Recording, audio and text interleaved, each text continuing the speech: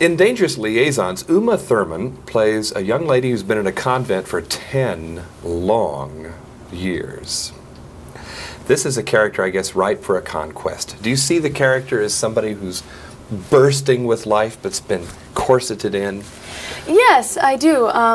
She's definitely bursting with life, and she's definitely eager to experience. And she has been corseted in insofar as she has been denied experience. As you understand it, was this characteristic then of the young ladies, the young aristocrats of that time, that they would be closeted and confined like that? If their parent wished to protect them, if their parent wished to protect them and give them that kind of education as well on top of it, grammatical education versus any kind of life education. Not in every case, though. There were many fanciful ones that couldn't care less. They simply lived their life. From the sensibility of a young lady of today, emotionally now, how do you look back upon that kind of lifestyle that was imposed upon young women? Many feelings about that? Yeah, well, it has a lot to do with feminism. I mean, it has a lot to do with women being denied the opportunity to have a life, really, and basically being confined to certain areas of frivolous existence that they had to toy in. Mm-hmm. I mean, Glenn made a great statement about how it's because of that confinement of alleys for them to exist that it's especially prevalent to this story, that it left them the field of sexual intrigue. Whereas as today, a field to romp in. Today we seem to have the exact opposite deal, where it's everybody's supposed to be honest with everybody else. Everybody's Which is a lie. Deceitful with everybody else. Yeah, where is there more deceit? What, is there more deceit in the 18th century or the 20th century? Are we kidding ourselves about the honesty today? Yeah, I think so. I mean, I think sometimes people are honest and other times they lie. And I'm sure it's the same story then. Knowing the difference, that's the rub, huh? I guess knowing the difference and hopefully being fortunate enough to surround yourself with those who have no intention of lying to you. Let's talk about Uma. Let's start with Uma. What's that? Yeah, what is that? Ask me a question. I mean, is it a family name? Uma? U-M-A? Uma is my first name. Mm-hmm. They liked the way it sounded.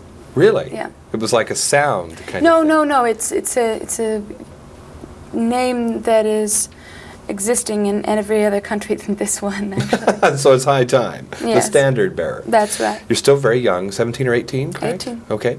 Although you've got several pictures behind you already. Yes. Tell us about those. I did an independent film in New York when I was 16 that played in some art houses and disappeared. And then I did a movie called Johnny Be Good, which played in some fun houses and disappeared.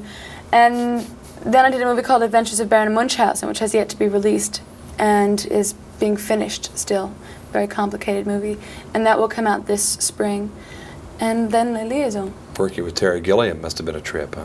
Oh, yes. Isn't he a blast? Yes. Terry's great. And I admired his movies a great deal beforehand. You know, I was outside wondering about the questions we'd be talking about, and I thought to myself, should I ask her about the nudity scene or not? Well, you wouldn't want to be unique, would you? It's one of those things where you almost hesitate because it's brought up all the time, and yet at the same time, I would hate to pass up the opportunity. Were there qualms, nervousness about it? Of course. And were there those who advised you not to do a scene like that?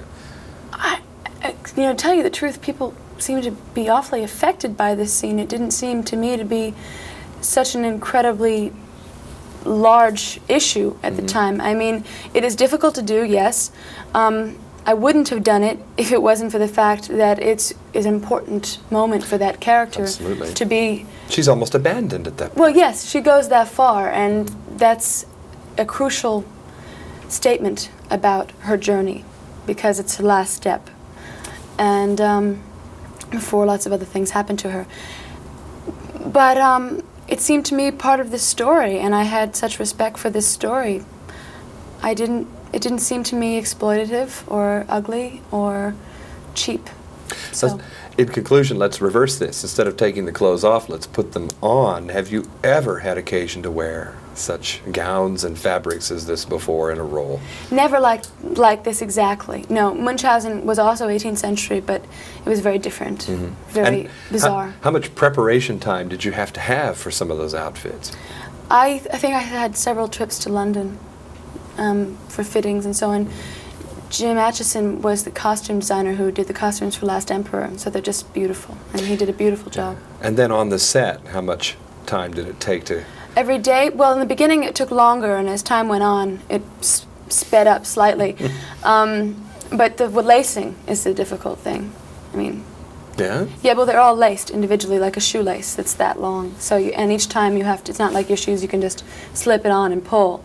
You have to undo the whole thing and do it back up again. Well, does it strike you as ironic that in a society that we perceive as being so bent on seduction, they wear clothes that are so darn difficult to get off?